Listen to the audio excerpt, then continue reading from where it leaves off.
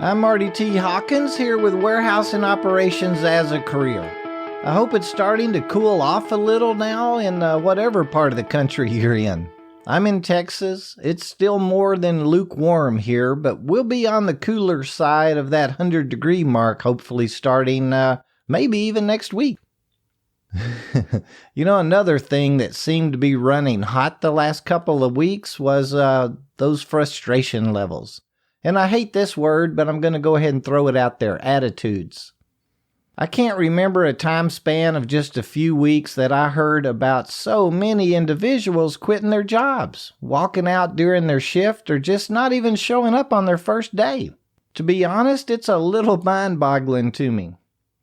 Now, I can certainly understand we're going to get frustrated with people, certainly our bosses sometimes, and all the rules that can be imposed on us in the workplace can seem or really be quite annoying at times. But it's just a job. Safety Joe always tells us it's called work instead of fun because it is a job. I thought this week I'd share a few of the stories I'd heard about. Maybe you can share a few of your experiences with us, or maybe you can shed some light on these situations. I'd love to hear from you. Send us something through email, host@warehouseandoperationsasacareer.com, and I'll share it with the group. Maybe we can even have a conversation about it on the old Facebook and Twitter feeds too. Just use that little @ WHSEANDOPS on either one of them, and let's talk about it. So first up, and I've heard about this happening 3 times in 3 different states just last week. Walking off the job or leaving during the shift, kind of like in the middle of our jobs that day. By the time I'd heard of the third one last week, I was thinking, how frustrated would I have to get to walk out on someone? The first one I heard about was an unloader or a lumper. He was a new employee. I think he'd been working for only something like 2 weeks.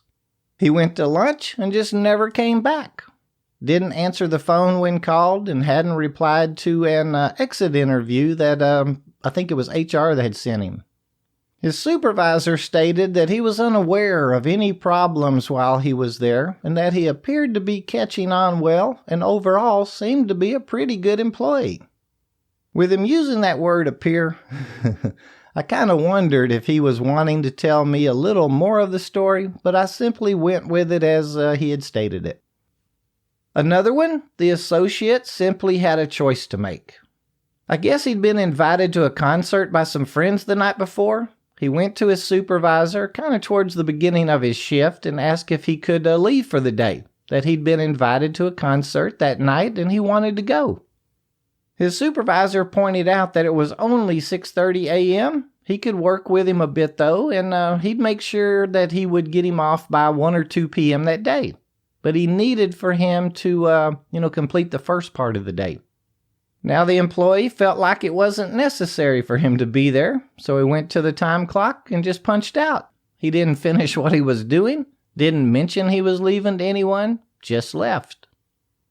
And then this one here, the next one.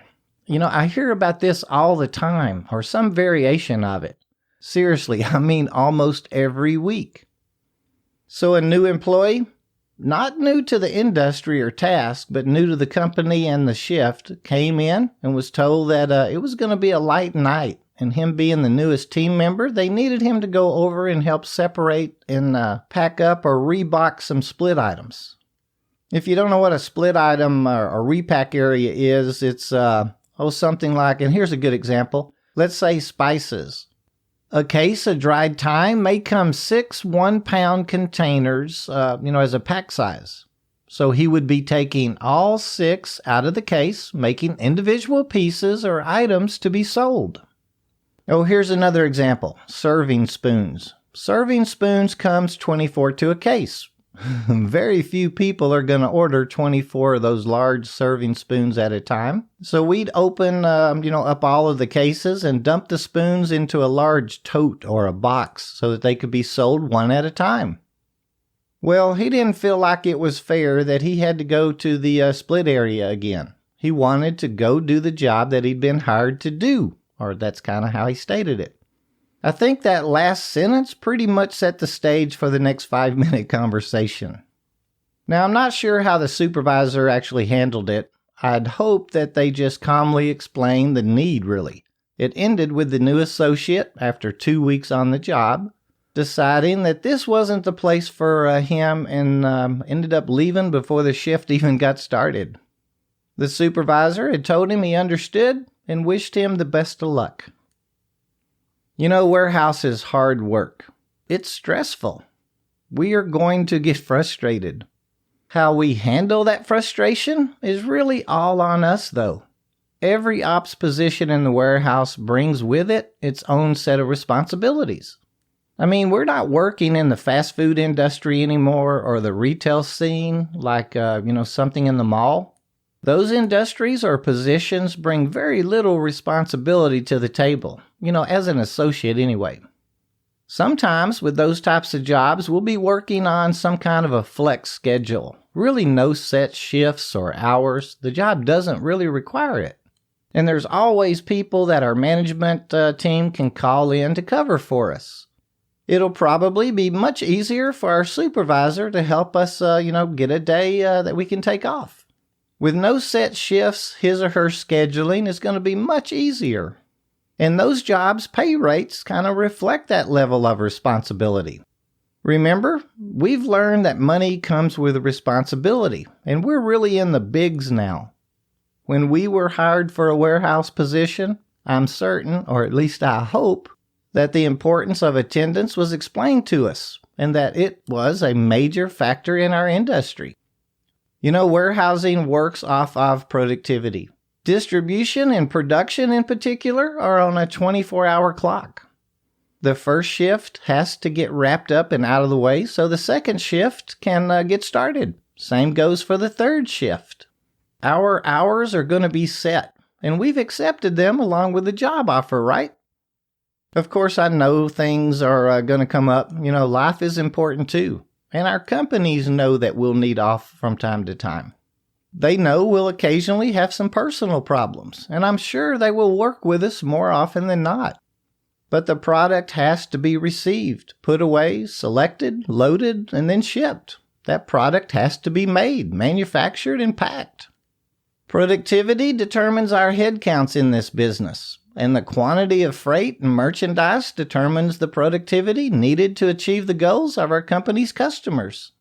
And that's one of the reasons why warehousing, transportation, or operations wages are what they are. Well, all that and, that the work is hard, and it's very physical. All that defines responsibility for us. I'm going to use that word again. Here at WAOC, we're always talking about communication. Ladies and gentlemen, communicate with your management teams. If you're frustrated, just communicate it. Now, yes, we need to pick the right time to go see our supervisor. They're really as busy as we are. Go see them at the end of the shift, maybe, or ask them for a few minutes of their time, whenever they have a minute. I assure you, our company wants to keep us. They would have already let us go if they didn't. They've invested quite a bit of money in us already. Just the onboarding or hiring cost, is substantial to them. And think about all the training and our wages. They want, I'll change that to they need us to stay. They want our productivity. They hired us. Seriously, who have we hurt by walking off the job mid-shift? Or getting mad and not going back in, and not telling anyone what we're upset about?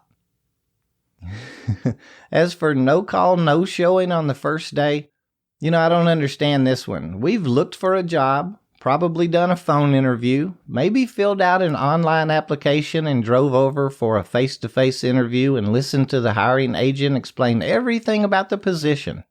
We had an opportunity to ask any questions, we're really just sitting there in front of them. Yet, and I know it's not, all of us, things can come up. But it happens so often I have to believe we know we do not want that job. I feel like we just don't say it. We leave them counting on us to show up, and we never communicate that we're not going to. Like I've said before, we're in the bigs now. We're good at what we can do. We have the experience. I just feel that by communicating, we can better ourselves and our companies with our presence. I know so many order selectors, as an example, that's worked for all 6 or 7 of the national broadline distributors. A year here, 2 years there, 3 years over there. Some of them have worked 2 or 3 times for each one of them. They're great at what they do, but they got mad about something, quit, and went to work for another one. Over the years, they never built up any seniority or advanced within a company. In my experience, better communication, in most cases, any communication would have probably helped us out. Maybe I can mention another word we love here at WAOC, and that's planning. I assure you that if you have a plan, your career plan, and you communicate your concerns to your boss, well, those 2 things will ensure a very successful career. I could go on and on about planning and communicating. I guess I'd like to ask you to think about it next time, whenever you get upset or frustrated. Of course, there's going to be situations or environments that we'll need to get away from or out of, but let's try and do it the right way. It'll always be better for ourselves and our families. Keywords for today: think, plan, and communicate. Well, thanks for checking in with us today. I so look forward to your visit again next week. I really appreciate your supporting WAOC with your time. Till next week, let's all come up with a safety thought each day this week and share it with a friend.